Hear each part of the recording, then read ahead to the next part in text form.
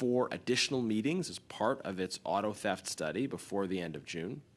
And one item that I haven't mentioned yet is that the committee invite the Minister of Mental Health and Addictions to appear for 1 hour, the Minister of Public Safety and the Premier of BC to appear for 1 hour to discuss the impact of the government's approach to dangerous drugs on public safety and the diversion of taxpayer-funded drugs. This is another urgent public safety issue. That particular proposal does not have a timeline associated with it. That's something that could well be done in the fall.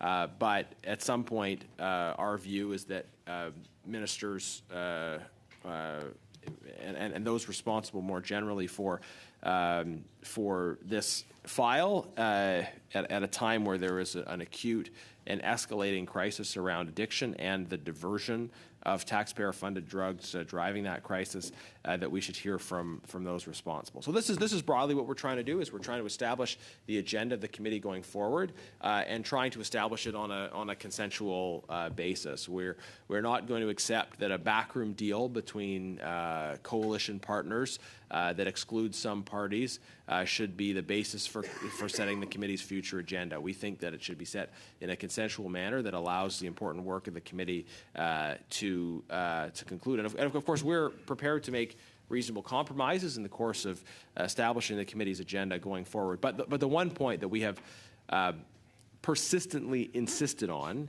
and we will insist on, is that given that the families of the victims and their representatives made the sacrifice of presenting their experience before Parliament,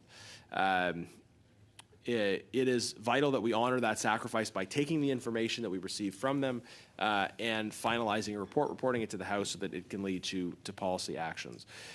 We are committed to saying that given that they testified, given that the report has been drafted, that we should complete that report. It's clear from the original version of the subcommittee report, it's clear that Liberals in particular are trying to block, bury, and suppress the report that has been prepared on the Bernardo prison transfer. They didn't want this study to happen in the first place, and they want to prevent this report on why and how Paul Bernardo was transferred to medium security prison from ever seeing the light of day. We are opposed to the covering up of this information. We are opposed to Liberal efforts to bury the Bernardo report. That report must see the light of day. And if other parties are prepared to agree that that report must see the light of day, then we have a lot of room to talk about the other items in this amendment.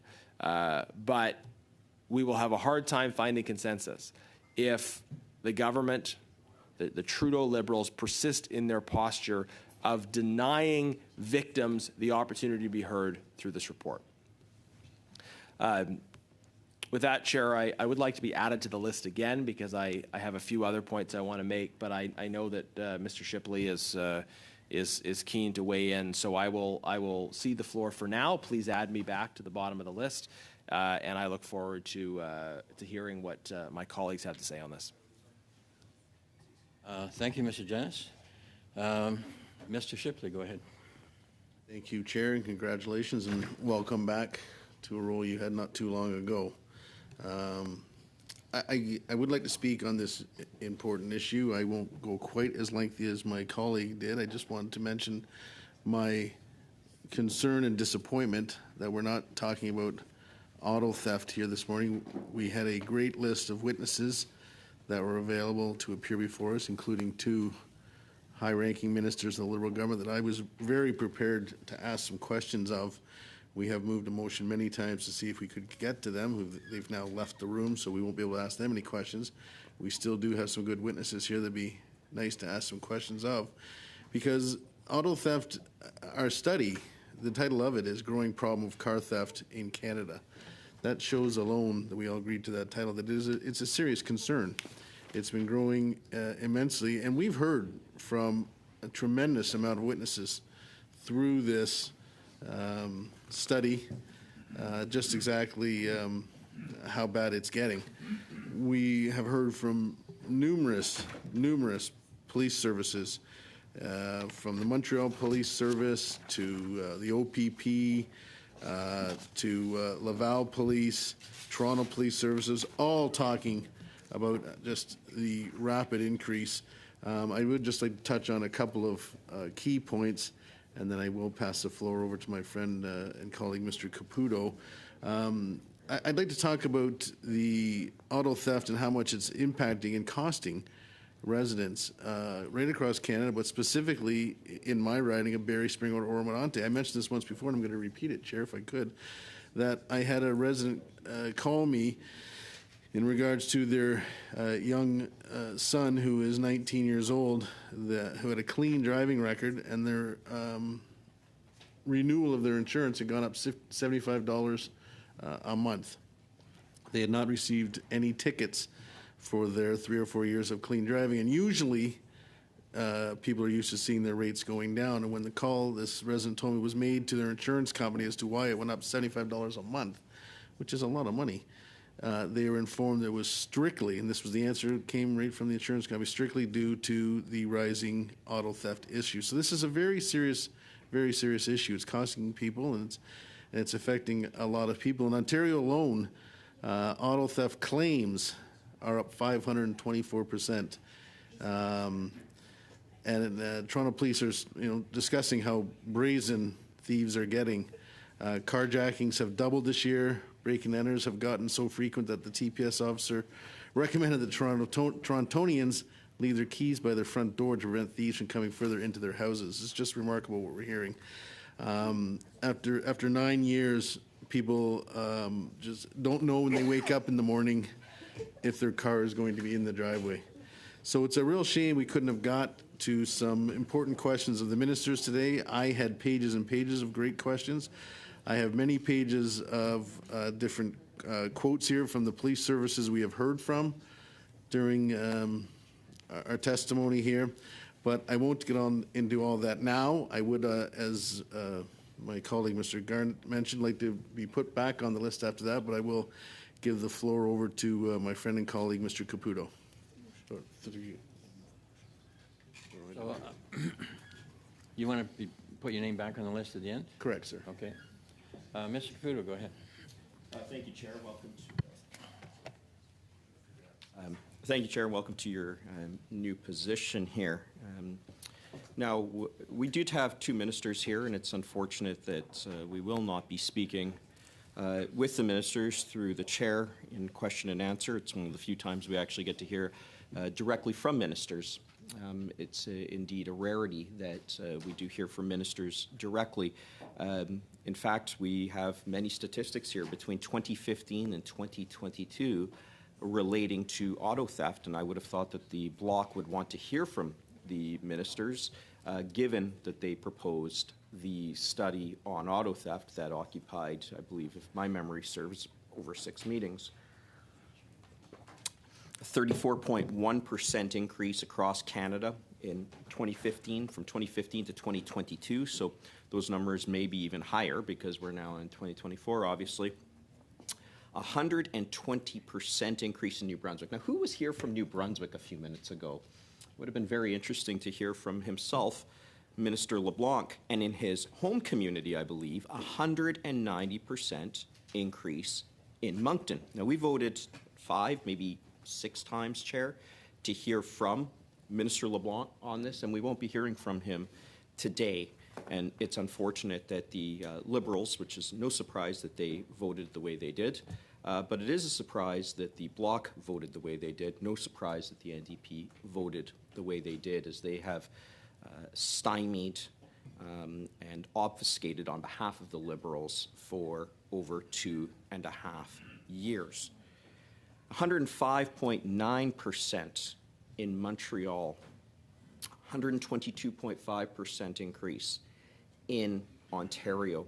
Now, my colleague, Mr. Shipley, just pointed out that it was to the point where people were actually being advised to keep their keys readily accessible so as to presumably avoid violent confrontation with people stealing their cars. It's almost like a harm reduction. We don't want you to get hurt because people will inevitably be stealing your car. That's how bad it's gotten. Mr. Chair. Now, it would have been interesting, too, to speak with the Public Safety Minister, Minister LeBlanc. There are two reporters, fairly well-known, I'm sure, Robert Fife and Stephen Chase, and they actually had a story in the Globe, they had a story today. I'm just trying to see which outlet it was from. In any event, it said, quote, Public Safety Minister Dominic LeBlanc had initially promised that the Commission into Foreign Interference would have full access to secret documents, including, quote, all relevant cabinet documents, end quote, even if some of that sensitive information can't be made available to Canadians.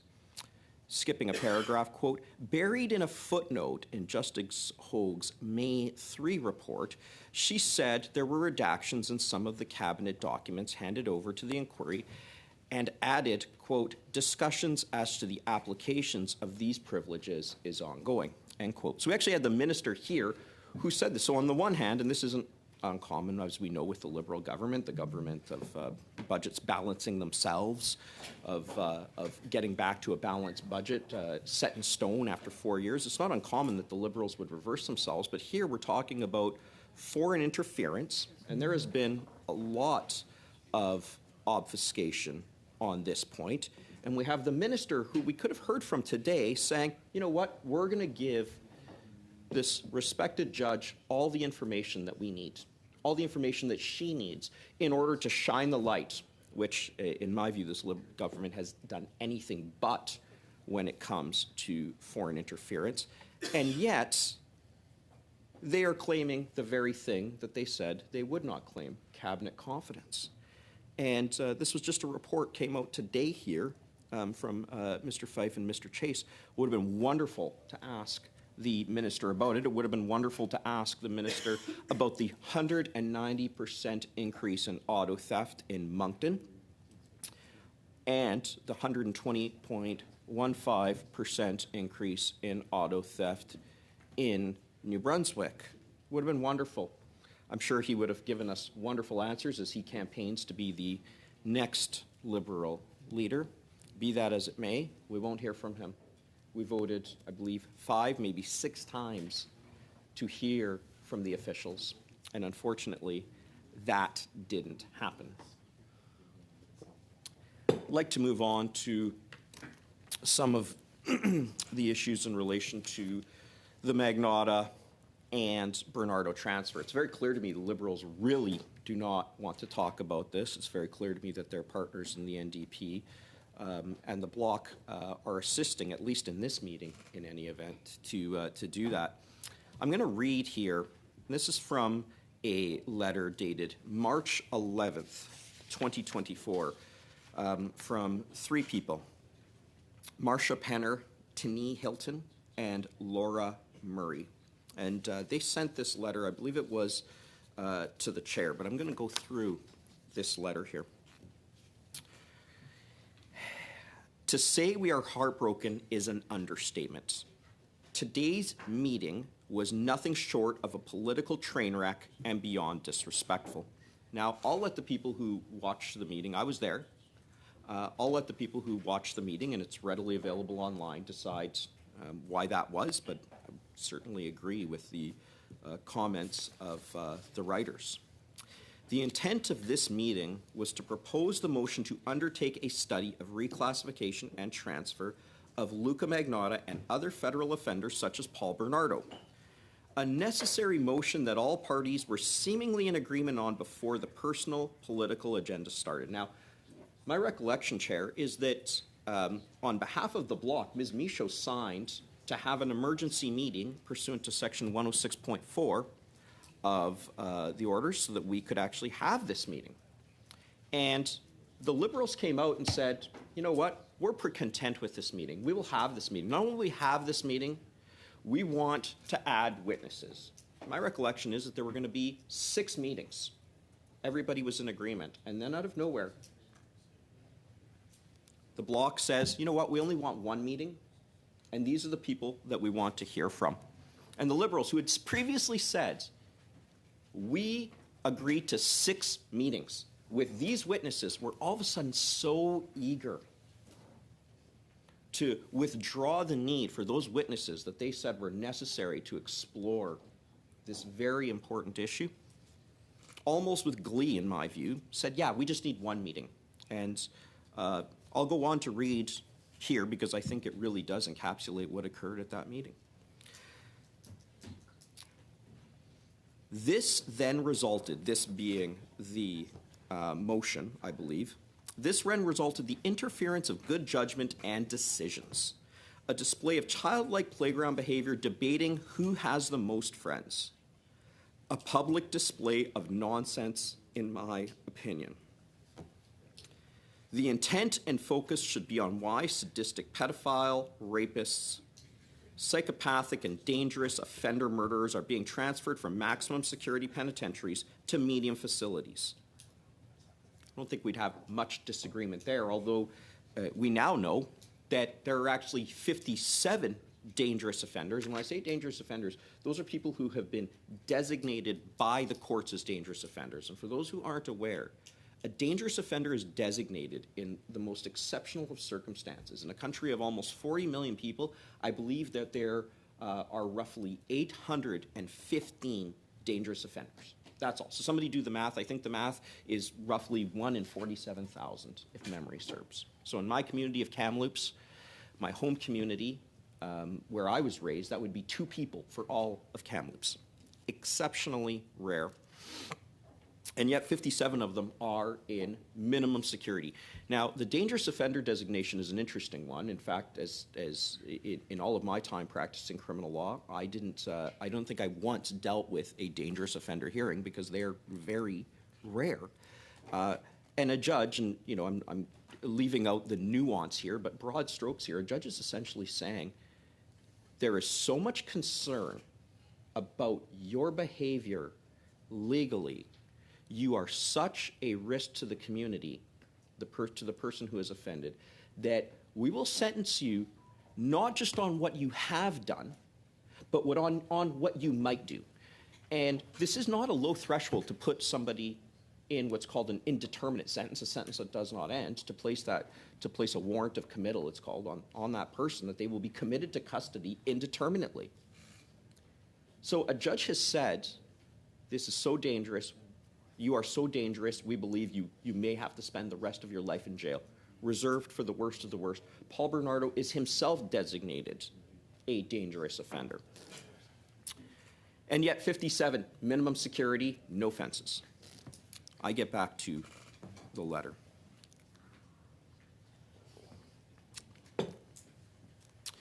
And why are the transfers being done secretly without proper notification to the victims and their family? Well, that's a great question. It's a wonderful question. And had we had the 6 meetings, it would have been a wonderful question to ask. Why are these notifications being done? Last time I checked, much of the focus of our system should be on victims. As conservatives, we obviously believe that victims should be at the center. I think most people here have probably been the victim of something. I know that I've been the victim. I call it relatively minor offenses. People have written letters to me that were threatening and harassing, and there were charges that were laid, but I think that that's pretty darn trivial in relation to what the victims of people like Bernardo and Magnotta have done. Why was this transfer done in the dead of night? Why wasn't there notification that was appropriately done? Why wasn't there any consultation period? I'm not sure, Mr. Chair. Well, I am. Actually, I shouldn't say I'm not sure. To me, this is a wholehearted debacle that lays at the feet of the leadership of the Correctional Service of Canada. This, I'm constantly hearing from organizations, or pardon me, from individuals, and these are people on the front lines, not people who sit at national headquarters telling people what to do. You want to know if something's working well? Go talk to the people on the front lines. And what they're telling me is this isn't working. Corrections is not working well. It's a message that I wish Commissioner Ann Kelly would hear. It's a question that I wish Minister Dominic LeBlanc would hear and actually enforce, but perhaps he's too busy shining up his resume to become a prime ministerial candidate. In any event, moving on to the next paragraph. Instead, we chose to quote numbers of how many inmates were moved to medium security facilities under Conservative government and how the ice rink at La Macaza is not in working order and was in fact installed under the Conservatives. I couldn't have said it any better. The issue really wasn't about whether there's an ice rink, in my view. It's funny, they told me that there were skates available, so I'm not sure why skates are available for an ice rink that doesn't exist and why hockey nets were there. You'd have to ask Ann Kelly and her people about their carefully worded press release and the very nuanced language that they used. I can say that they certainly weren't seeing what I was seeing, but perhaps we can all go for a tour one day and have a look, see what we actually do see. The photographs that I've disseminated publicly pretty clearly show a hockey rink. In any event, the writers make a very good point. This wasn't about whether there was an ice rink or whether it was working or whether the tennis courts actually were in use or not. They are used. They were used up until last fall. I believe it's October. But the letter writers rightly note what was not mentioned or made clear was that all of the transfers done during that time frame, how many were serial killer, psychopathic, dangerous offenders such as Paul Bernardo or Luca Magnotta. Here, Marsha Penner, Tania Hilton, Laura Murray, they hit the nail right on the head. For all the people who say, you know what, that rink was in existence, these amenities were in existence under Stephen Harper. With all due respect, you're missing the point. Paul Bernardo and Luca Magnotta and others, there are other very serious offenders who were transferred to that jail. They were not transferred there under Stephen Harper. In fact, I have great faith that a Conservative government under Harper, if this had occurred, would have taken steps to remedy this issue and ensure that it would not occur again. And to all the people who say, well, politicians can't intervene.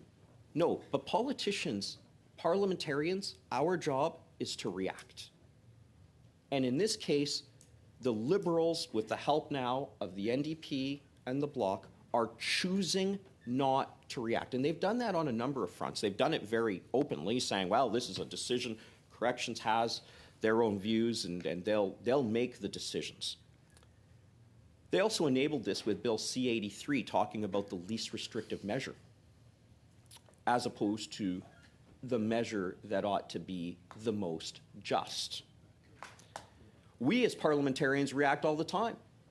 We reacted to two cases that struck down Section 33.1 of the Criminal Code that it essentially said, again, I'm not getting into the legal nuance, you cannot claim intoxication for a general intent offense. We immediately tabled legislation. Why? Because that's what's expected of us.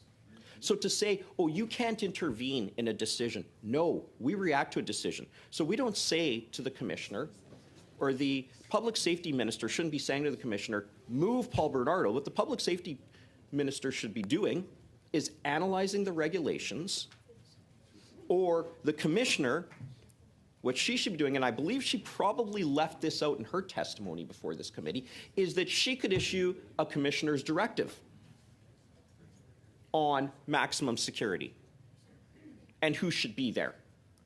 So let's not pretend that this is someone else's problem. Let's not pretend that nothing can be done.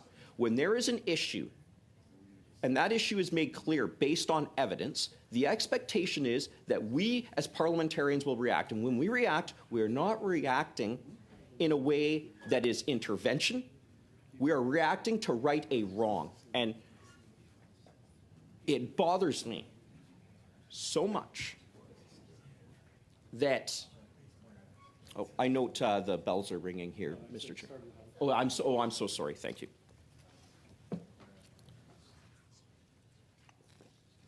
And I note, Mr. Chair, that there is no appetite. In fact, my colleague, Mr. Genereux, had a bill that would have returned a very narrow caliber of offender to maximum security. I believe it was 2 first-degree murders and dangerous offenders, if memory serves. Again, very narrow category.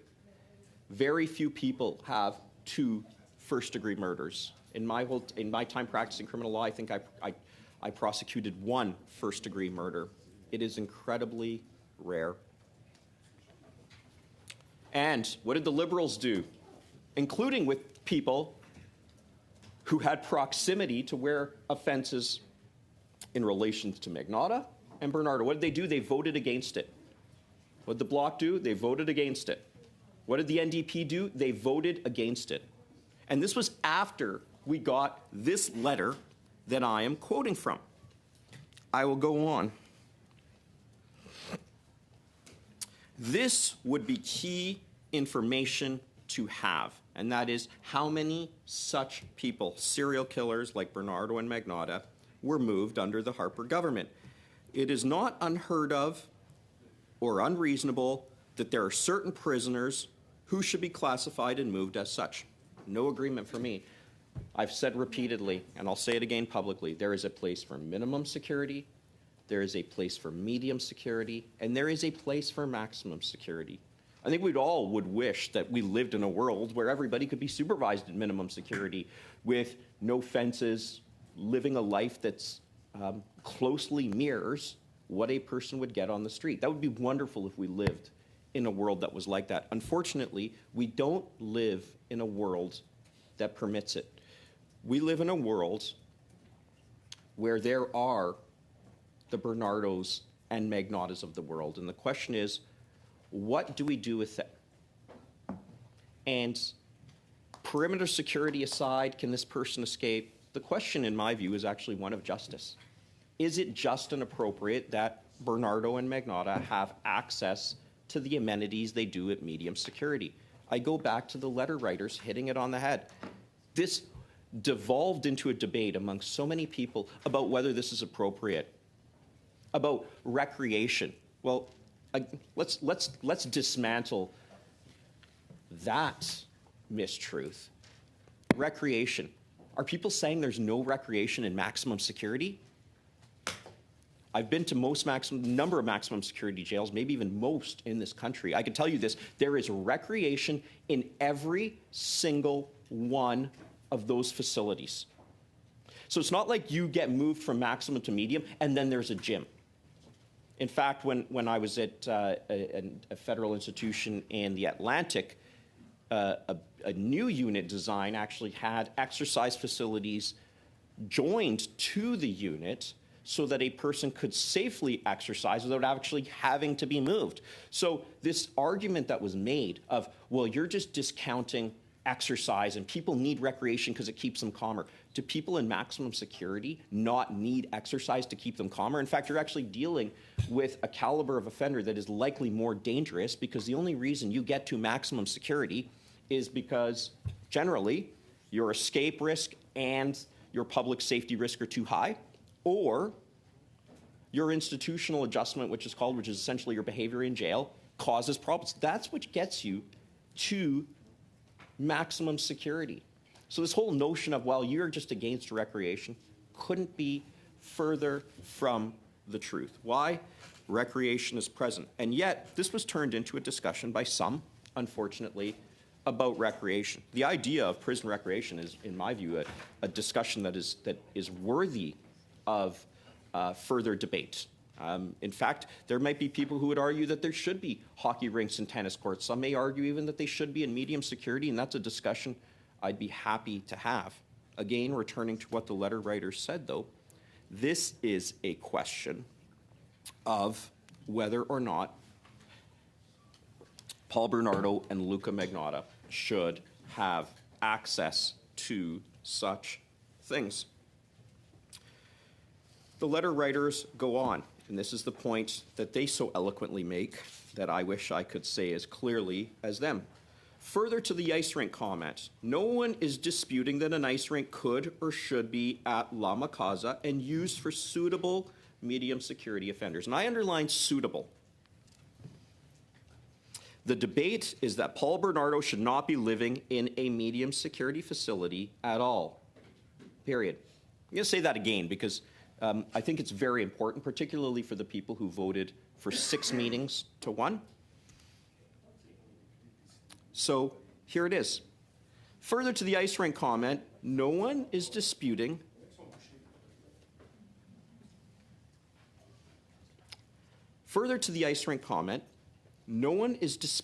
that an ice rink could or should be at La Casa and used for suitable medium security prisoners. The debate is that Paul Bernardo should not be living in a medium security facility at all. Period. That is about as clear as you can get it. This move should never have taken place. I pause there to note that the discussion and the study of the Bernardo transfer commenced, I believe, and clerk, you can correct me if I'm wrong, but it started in October of 2023. As it stands now, based on the subcommittee report, which we are debating, this report, we don't even have a date for the report to be completed. That is how little consideration is being given to this committee, to Canadians generally, about the issue of the Bernardo transfer, and to the victims specifically. We would rather talk about everything other than Bernardo and Magnotta. And it's clear to me that those are the marching orders of the Bloc. To their credit, the NDP actually voted for the 6 meetings. I will give them credit for that. The Bloc put forward the motion to reduce it from 6 meetings to 1, inexplicably, and the Liberals voted with it. They were all too happy to strike their witnesses that they said were all too necessary for this discussion. Not only that, not only we go from 6 meetings to 1, that meeting has not yet been scheduled. When's the meeting going to be scheduled? I say that rhetorically, Chair, but when's the meeting going to be scheduled? When? When are we going to have this meeting? Are we going to go into the fall of 2024? Or are we just going to have more pushing it down the way? It's pretty clear to me that the Liberals are happy to work with the Bloc, and in some cases with the NDP. It sure was very quick to agree here at the outset of the meeting when you gave the floor to the Liberals, or when the past chair gave the floor to the Liberals, I should say. It was pretty clear there was an agreement there. We don't want to talk about this. We want to talk about something else. Well, we as Conservatives do want to talk about this, and I'll tell you right now, victims want to talk about this, and Canadians want to talk about this, and I, myself and my Conservative colleagues, will not lift our foot off the gas pedal when it comes to talking about this.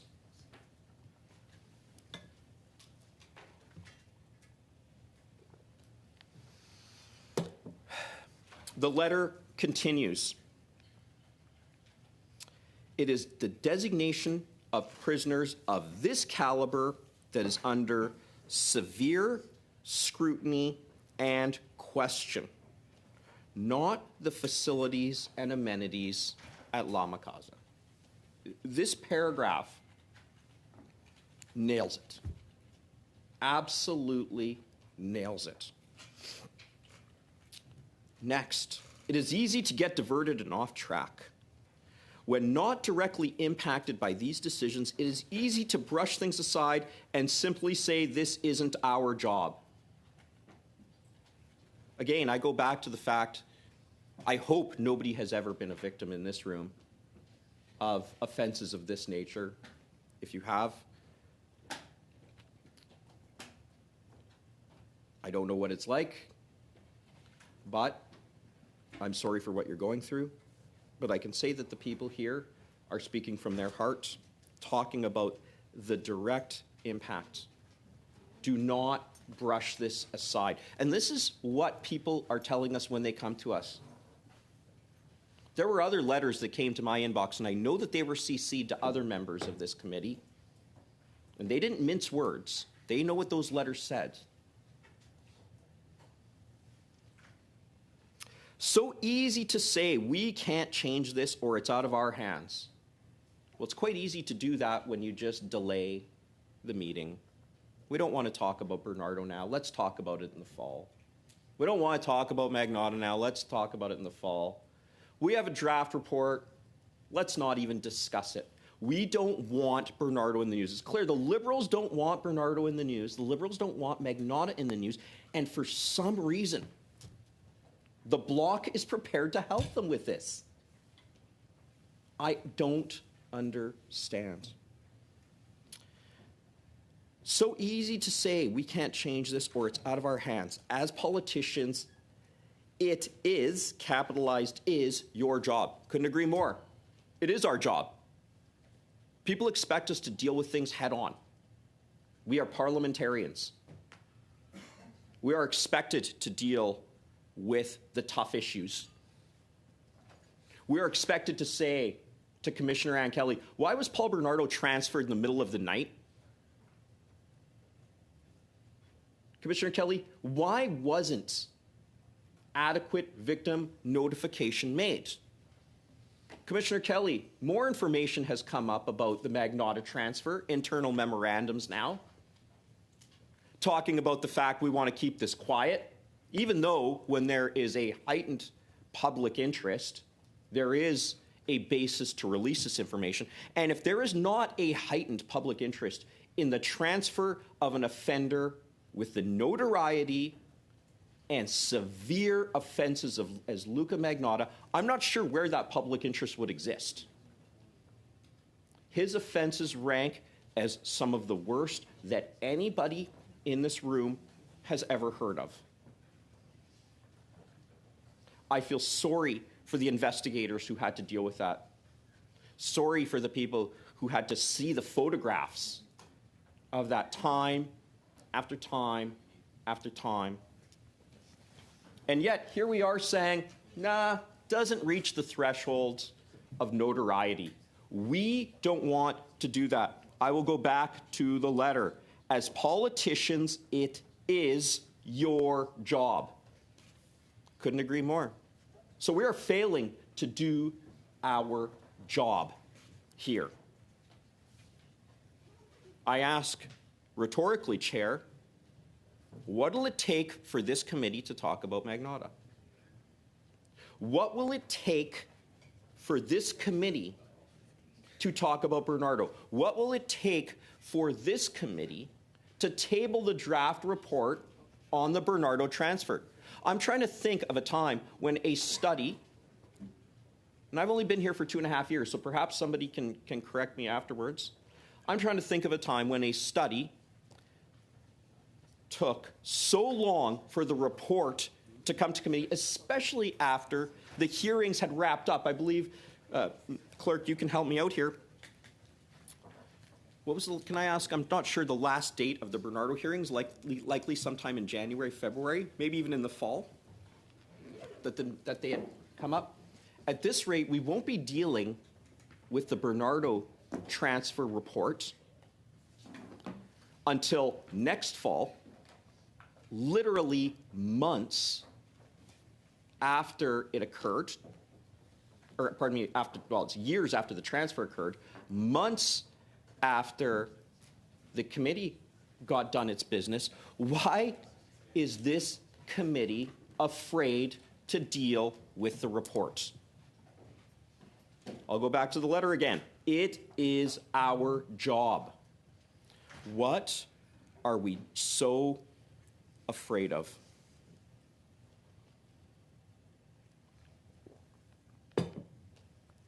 I return to the letter. It's your job to listen, help, and to implement change. Isn't it ever? It is our job to listen, to help, and to implement change. If we won't listen to victims, who will we listen to? Victims who saw this committee go from 6 meetings to the Liberals cheering on the amendment to go to 1 meeting. And now we have the consequence of that. And yet, we still show up here, and there's still no desire to address this. One must wonder why they don't just want to rip off the Band-Aid. Let's just deal with Bernardo. Let's just deal with Magnotta and be done with it. It happens. These transfers happened. They happened in the dead of night, almost like corrections doesn't want anybody to know. Well, Commissioner Kelly, I'll tell you this. Canadians want to know. And I'll go even further. Canadians have a right to know. They have a right to know where their tax dollars are going and whether or not their tax dollars are being used effectively in managing some of the most dangerous and most notorious individuals. And this is especially true when we talk about the use of drones in jail. It's no secret that people like Bernardo and Magnotta in Maximum, or in Medium, even in Maximum, I believe over 150 cell phones were seized from one maximum security jail in Canada in 1 year. 150. 150. Commissioner Kelly and her team have some answering to do. How is it that 150 cell phones were in maximum security in 1 year? I can get the exact statistic on this. I've got it somewhere here. There are answers that are needed. A simple fence would prevent it. You have somebody like a Bernardo or a Magnotta, and they're in Medium, not even in Maximum. It's a lot easier to get things into Medium. Ceramic knives. I was in a jail a couple of weeks ago. A drone had just dropped ceramic knives in there. Pardon me, Mr. Caputo? Yes. So the time scheduled for our witnesses has passed, and so I would like to thank all our witnesses for their extreme forbearance on behalf of the committee, and you are released if you wish to go. You can stay and enjoy the proceedings, but please feel free to go if that's your will. Thank you. Mr. Caputo, you may carry on. Thank you. I'm just going to give people a moment if they want to say goodbye or thank you to the witnesses, if that's okay. Yeah, can we suspend, please? It might be appropriate. The committee will suspend at the call of its chair.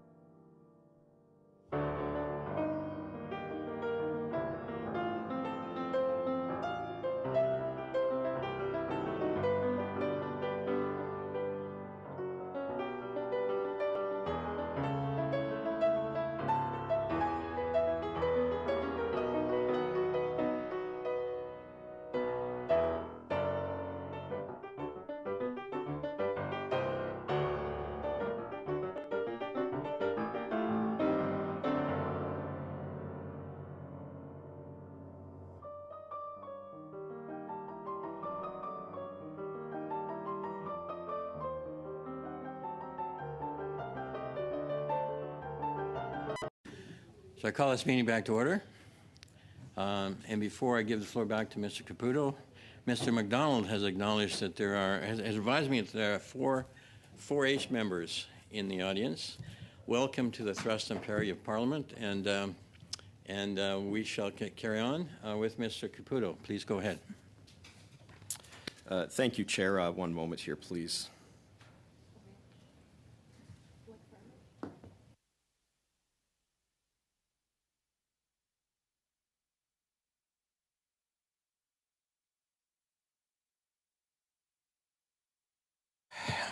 Mr. Chair, I was speaking about a letter that was written on March 11th, 2024.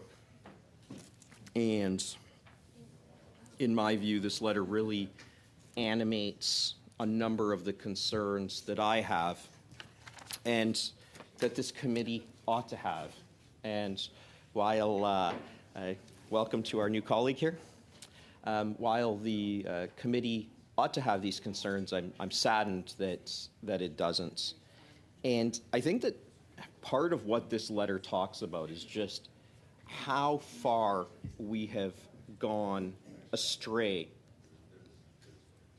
as a committee. And I think that there are individual committee members who may have more responsibility than others.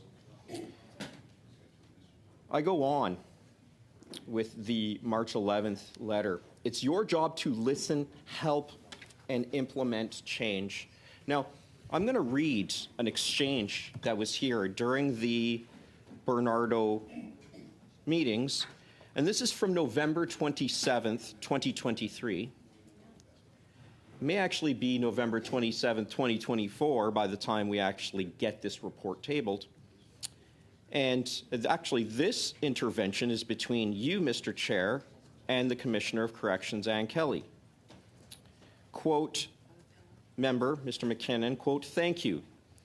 I notice a common thread in questions from my Conservative colleagues. There seems to be still an impression that somehow the reclassification of Mr. Bernardo to medium security is somehow a mitigation of his sentence. Can you tell me if the pillows are softer in medium security? Answer, no, they are not. With all due respect, I think that really misses the point. Asking whether the pillows are softer in medium security. In Canada, a lot of people don't know this, but there is no sentencing principle of retribution. There is no sentencing principle of punishment per se. Some people have disagreed on this a little bit.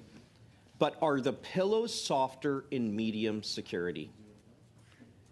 With all due respect to the chair, and I know or I believe that there are victims watching or people who are interested in watching, this is exactly the type of thing that is dismissive of what people have gone through as victims, what the French family and the Mahaffey family and the other nameless, faceless, voiceless victims have gone through, people whose names we will never know. I've often said our work, or the work I'm trying to do, is about giving names to the nameless, voices to the voiceless, and faces to the faceless. And Mr. Chair, when we ask about whether the pillows are softer in medium security, I think we completely disregard that. I think we denigrate the victim experience. Frankly, I'm surprised, and maybe this was withdrawn, but it should have been withdrawn, because in my view, it is a slap in the face to victims. The Commissioner answered, no, they are not. Mr. McKinnon continued, under the conditions of his imprisonment, he was not sentenced to maximum security. That's true. You can't be sentenced to a security level in Canada. He was sentenced to serve a term of some number of years in a prison, life imprisonment. He wasn't sentenced to medium versus maximum, so the change of classification is really only about managing the prisoner, managing the conditions of the prison, and determining whether or not this person is a danger within the institution. They do not in any way increase his opportunity to be put on the street or to escape. So, Commissioner, that's right. Security classification is very important. It's to manage the inmate where they should be managed. It's interesting that the Commissioner says that, because escape risk is one of the things, if public safety risk is at high, which will actually send you to maximum, if my memory serves. So I'm not sure why the Commissioner would say that. The chair said they do not in any way increase the opportunity to be put on the street or to escape. I've been to Millhaven Institution, where Paul Bernardo was previously kept. I saw the cell where he previously was. I've been to Lama Casa. The two jails could not be any more different. For those people who've not been in jail, which is most of the public and probably most of the people in this room, a maximum security model is highly controlled. There is minimal interaction, particularly in new jails. There is minimal interaction with inmates. When I was visiting a jail recently, the correctional officers would do a walk every hour, and every time they did their hourly walk, there was somebody present up above who could use deadly force any time to protect them.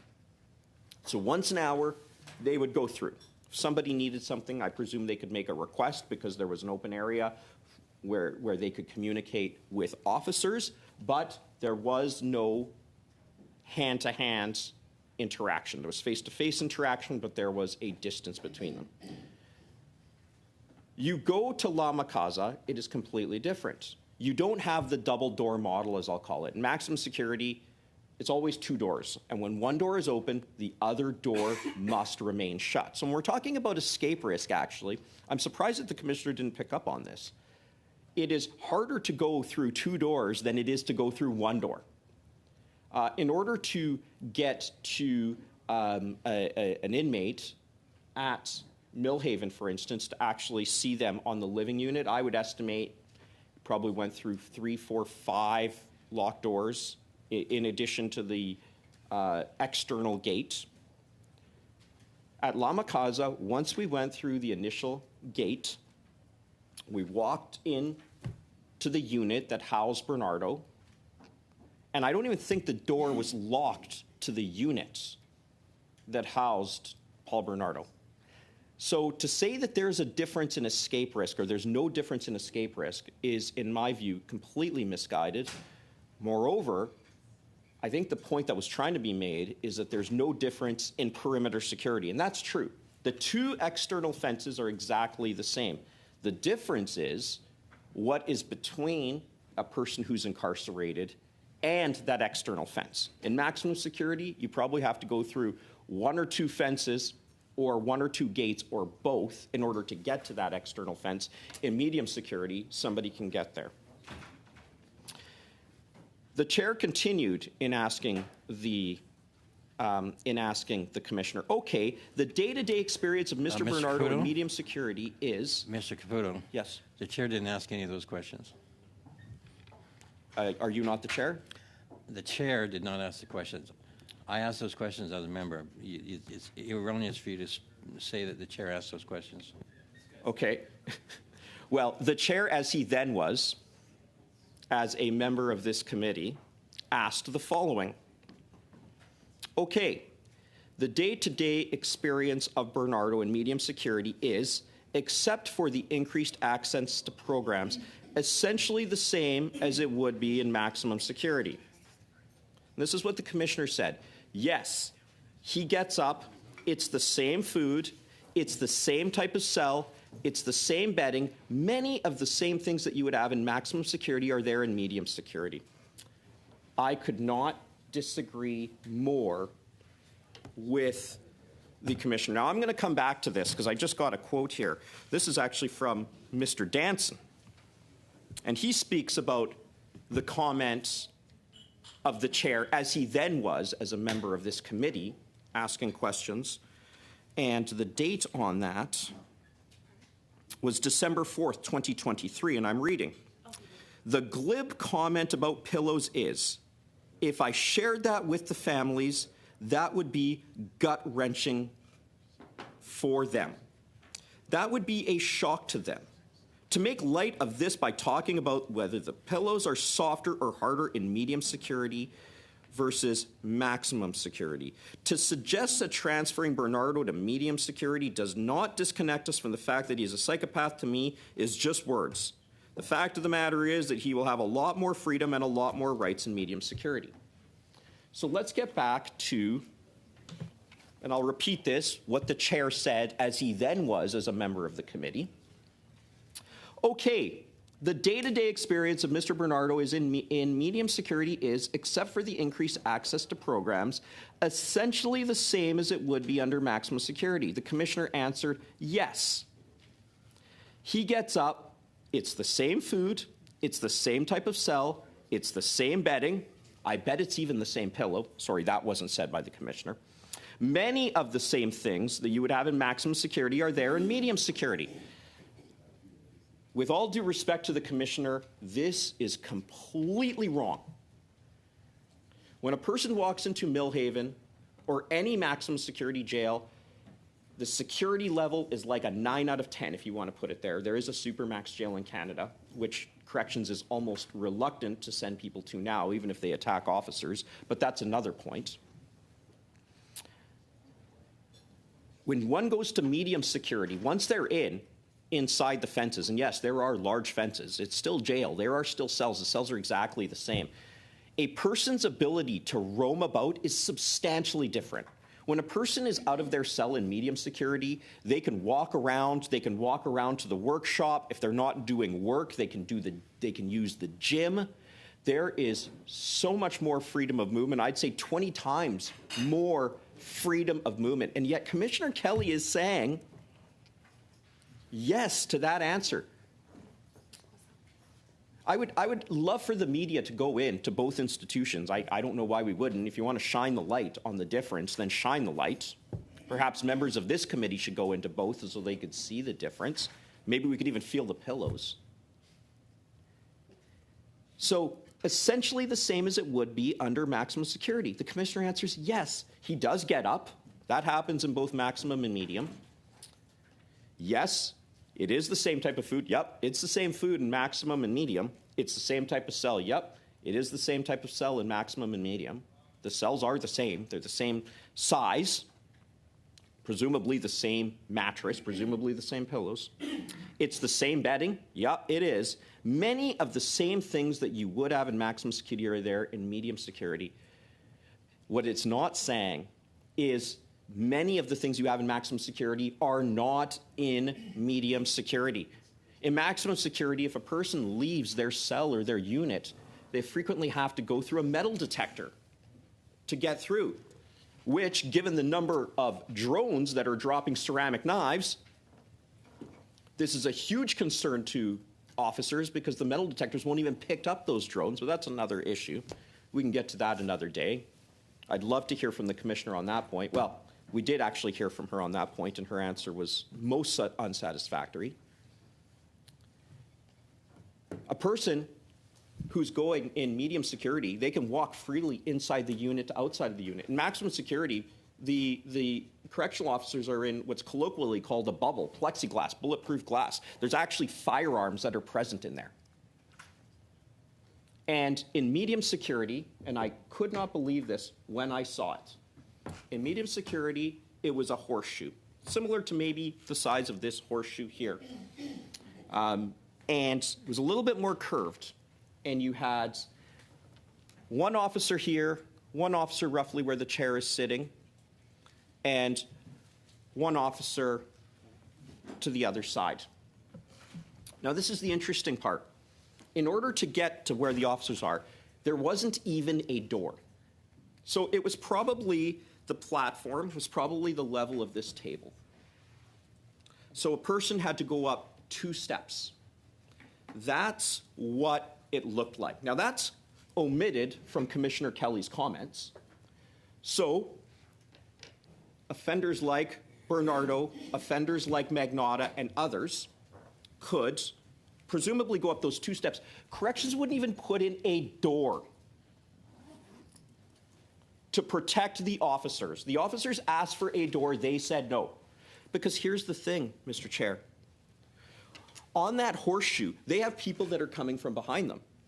They're coming over their right shoulder if they're on the right, or their left shoulder if they're on the left. They have a panoramic mirror, but your eyes can't focus on 2 places. So if somebody does something in front of you and you focus there, you don't know what's coming. So what is it? There's a door right there, and within 3 feet of that door is a correctional officer. Or sorry, not a door, an entrance. 3 feet. Now, I would ask anybody on this committee, I would ask Commissioner Kelly, talking about it being implying that it is the same. That is not the same. I would not turn my back on Paul Bernardo. I would not turn my back on Luca Magnotta. But yet we expect our brave correctional officers to do that at a time when drones are dropping ceramic knives in like they're candy. People are getting mistaken about whether the drone is actually dropping for them or for somebody else. It's that bad. Is that your drone or my drone? It's actually gotten that bad. People may think I'm being facetious. I'm not. It has gotten that bad. And these officers have to turn their backs to them without a door. So, with all due respect to Commissioner Kelly, when she says essentially, when the chair, as he then was, says essentially the same as it would be under maximum security, and she says yes. She does not talk about these incredibly different changes. I would ask rhetorically, Chair, I would not turn my back to the Bernardos of the world, to the Magnottas of the world. Why should these correctional officers have to do the same? Why? Maximum, high-powered firearms, all sorts of weapons. Medium, they don't have those weapons present, and corrections won't even pay for a door. It's shocking. It's disgusting. It is a complete slap in the face to the brave women and men that work at Lama Casa, who not only have to deal with people like Paul Bernardo and Luca Magnotta, but also have to manage them physically and deal with all that comes with managing these people psychologically. It's no doubt an environment that beckons trauma for the people dealing with it, and corrections won't even put in a door. A door.